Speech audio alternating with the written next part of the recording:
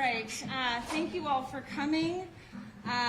The school committee is going to make an announcement and a statement followed by Mayor Fuller. So School Committee Chair Chris Bredsky will speak on behalf of the school committee, and then Mayor Fuller.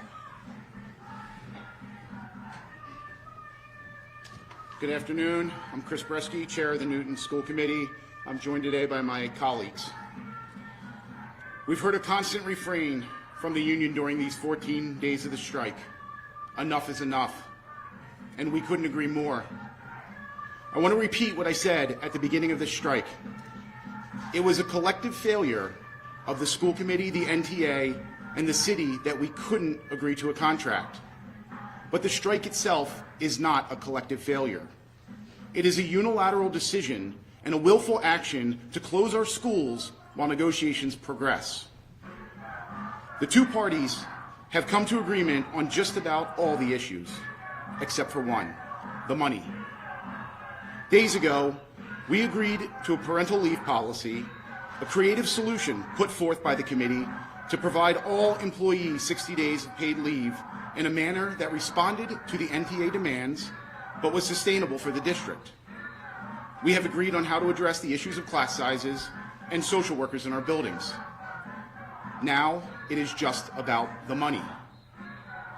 We have come to these agreements because the school committee has gone repeatedly to City Hall requesting additional funds, which have allowed us to add a fourth year to the contract, to support the NTA healthcare demand, to increase Unit C paraprofessional compensation, and to provide a retention payment for Unit C members in December of this year. We have restructured each proposal and thought through every line item of the budget. Under the economic reality we now have to deal with, we have given every resource to this contract that we can without harming students.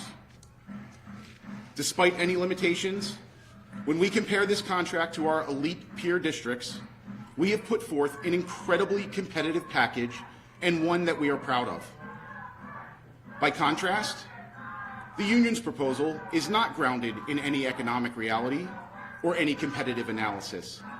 The union's proposal, best I can tell, is based on advocacy from the Massachusetts Teachers Association for COLA percentages that one district paid to their striking teachers.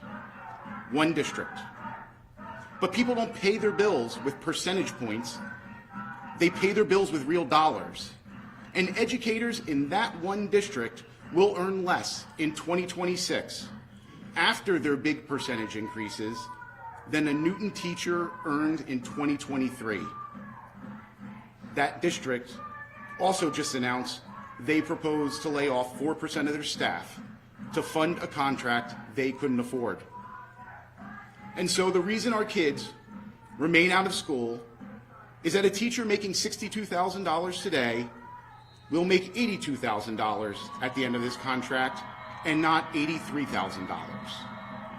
A teacher making $91,000 today will make $121,000 at the end of this contract and not $123,000. A teacher making $120,000 will make $135,000 and not $138,000. Paraprofessionals making $22.81 an hour will make $32.66 and not $35.18. All of this comes with additional longevity payments paid annually for long-tenured employees and a package of benefits that are unrivaled among our peers. Newton teachers will continue to be among the top paid teachers in the state, with many of the best benefits, some of which are unique to this district. The committee has focused, well before the strike ever occurred, on mental health needs of our students. This commitment was evident in the package of funding we negotiated with City Hall back in December, which allowed us to hire more social workers and other supports at our elementary schools, allowed us to reduce class sizes. It is still evident in our proposal to increase the wages of our Unit C employees, some of whose earnings will increase 50% over the life of this contract. We know what students need today is different from even 5 years ago. But we also know that locking our kids out of school for the better part of a year is why we're in this case.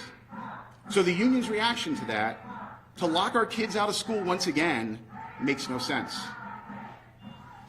The Massachusetts Teachers Association, who is leading elements of this strike effort and leading elements of the negotiation at the bargaining table, isn't concerned about the aftermath that's left in its wake.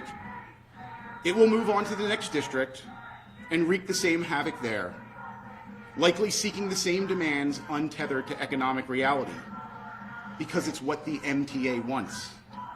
And kids will be kept out of school as long as the MTA doesn't get what it wants. We recognize the need to end this. Today, we ask the NTA bargaining team to take our proposal to their membership for a vote, and President Mike Zillis refused on the spot. But he needs to understand there is real damage being done here. To the Newton Public Schools, to the City of Newton, to the fabric of our community, and most important, to our kids. The children we are all supposed to protect. The reason the Newton Public Schools exist. That is why it is time to end this. By agreement or by continuing to negotiate while our kids are back in school, just as the committee has offered time and time again. So end this, Mike. For the sake of students with special needs who are disconnected from the adults they count on, for the sake of families who rely on NPS for 2 meals a day, for the sake of my kids, for the sake of all 12,000 students of the Newton Public Schools, enough is enough. Thank you.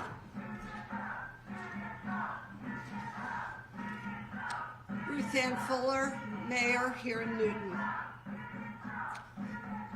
Our Newton School Committee advocates effectively for the needs of our students and teachers, and I am honored to link arms with them.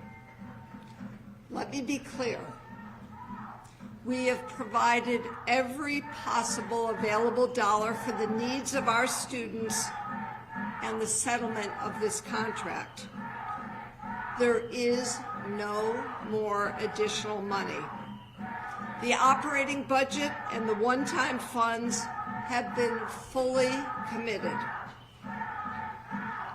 The school committee negotiating team is offering a truly competitive contract that supports our schools, teachers, and students, and it honors the asks of the union. We have consistently said that we will not compromise the education of our students with layoffs. This offer from the school committee negotiating team makes sure that today and tomorrow we keep improving the quality of our schools without diminishing city services that our residents need. President Zillis, put this offer in front of your membership. Let them decide for themselves. Open our schools. Put our kids back in their classrooms.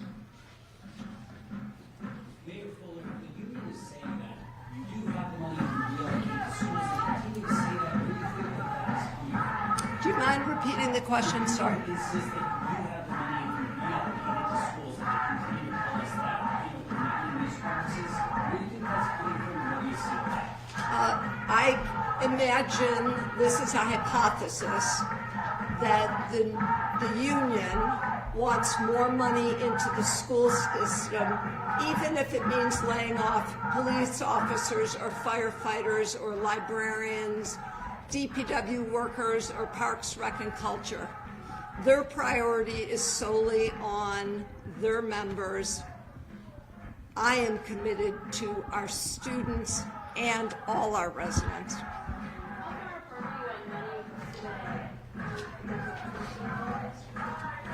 We are still $15 million apart over the life of the contract. Almost the entirety of that comes from the COLA demands. Can you tell us what your total package your cost right now is 4 years from your proposed? In terms of like what the forward budget is 4 years As from of now? last week, it was like around 45 million, so where is your proposal at now? Oh, I'd have to get that information for you to give it to you in those terms. District you were talking about? Andover, Andover? yes. First of all, how are you feeling since yesterday? I know yesterday was a really tough day for you, and I think everybody can say that it's tough to see, people breaking down and the emotions in this. So where are you today, and does this mean you guys are done bargaining now? No, it does not mean we're done bargaining. I mean, look, we will respond to anything the union puts forth with the understanding that we have allocated all our resources. And this committee has decided we are not going to go to a place where Andover went to, where we say we're going to lay off 4% of our staff to fund a contract that we can't afford. That is not in the best interest of our students. That will not provide the social workers. That will not reduce high school class sizes. So in terms of where I am, you know what? This is hard. This is hard. But we all have to wake up every morning and realize there's a very intentional strategy outside. And that strategy is to try to break you down and make decisions that you don't think are in the best interest of kids, to set aside logic and do something emotional. And we're not prepared to do that. The impact on students in making up these days? Yes, so that is going to be discussed at a meeting tonight. I don't want to get ahead of that discussion with the committee, but we're going to discuss all the options as to how we make up those days. We do have to get 180 days in by June 30th under state law. Could you speak about the court filings today? Yes, we did file for reconsideration in Superior Court today, and we will await the decision of the judge on that. The hearing's tomorrow. We don't know.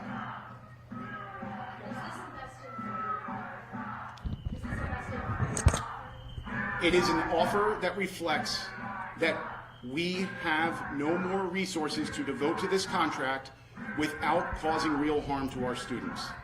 If they want to talk about reallocating resources within that contract, we will have that conversation. We should be having that conversation while kids are in the classroom. On that note, where you just left things, where you said, this is all the money we can give, can you bring this to a vote? And the president said no. Is there any chance anything gets done tonight when you leave things that way? Look, I've said it every day. I don't give up hope until, 7:30, 8 o'clock when that phone call goes out from Dr. Noling saying school's canceled for the next day. And then at 8:01, I start thinking about how are we going to solve this contract in the next 24 hours. And I do that every day. But the ball's in their court right now. The ball's in their court. Any other questions?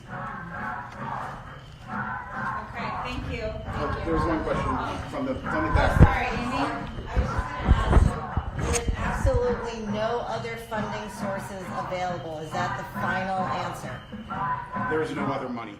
I will tell you exactly what I told Mike at the bargaining table today. We don't have any more money to devote to this contract. It's a fair offer. It's a great offer. It is an incredibly competitive offer. Take it to your members. Let them decide. Thank you all. Thank you.